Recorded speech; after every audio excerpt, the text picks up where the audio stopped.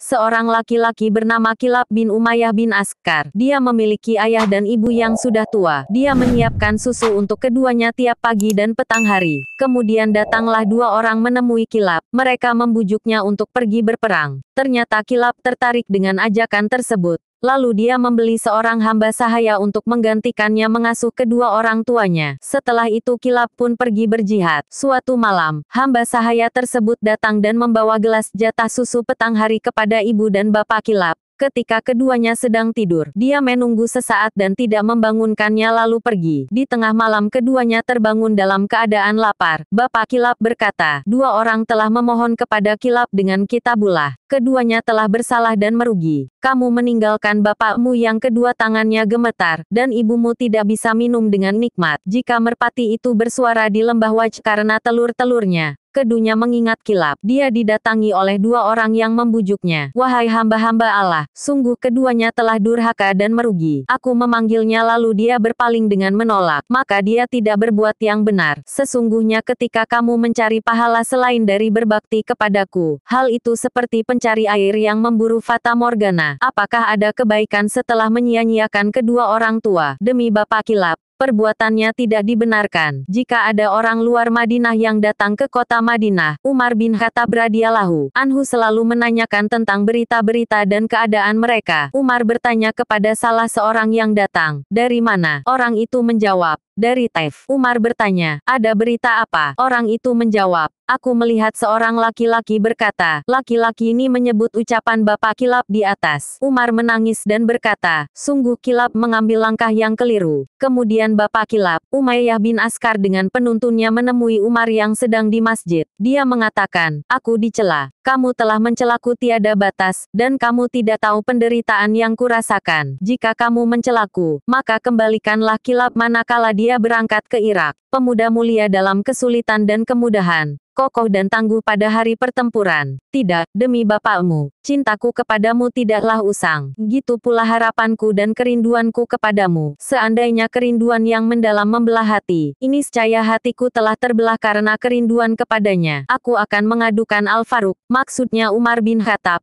"kepada Tuhannya yang telah menggiring jamaah haji ke tanah berbatu hitam. Aku berdoa kepada Allah dengan berharap pahala darinya di lembah Aksyabain sampai air hujan mengalirinya." Sesungguhnya Al-Faruq tidak memanggil Kilab untuk pulang kepada dua orang tua yang sedang kebingungan. Umar menangis, lalu beliau menulis surat kepada Abu Musa al-Ash'ari agar memulangkan Kilab ke Madinah. Abu Musa berkata kepada Kilab, "Temuilah Amirul Mukminin Umar bin Khattab." Kilab menjawab, "Aku tidak melakukan kesalahan, tidak pula melindungi orang yang bersalah." Abu Musa berkata, "Pergilah." Kilab pulang ke Madinah. Ketika Umar bertemu dengannya, beliau mengatakan, "Sejauh mana kamu berbuat baik kepada orang tuamu?" Kilab menjawab, "Aku mementingkannya dengan mencukupi kebutuhannya. Jika aku hendak memerah susu untuknya, maka aku memilih onta betina yang paling gemuk, paling sehat dan paling banyak susunya. Aku mencuci puting susu onta itu, dan barulah aku memerah susunya lalu menghidangkannya kepada mereka." Umar mengutus orang untuk menjemput bapaknya. Bapak Kilab datang dengan terlatih-tatih dan menunduk. Umar bertanya kepadanya, "Apa kabarmu, wahai Abu Kilab?" Dia menjawab,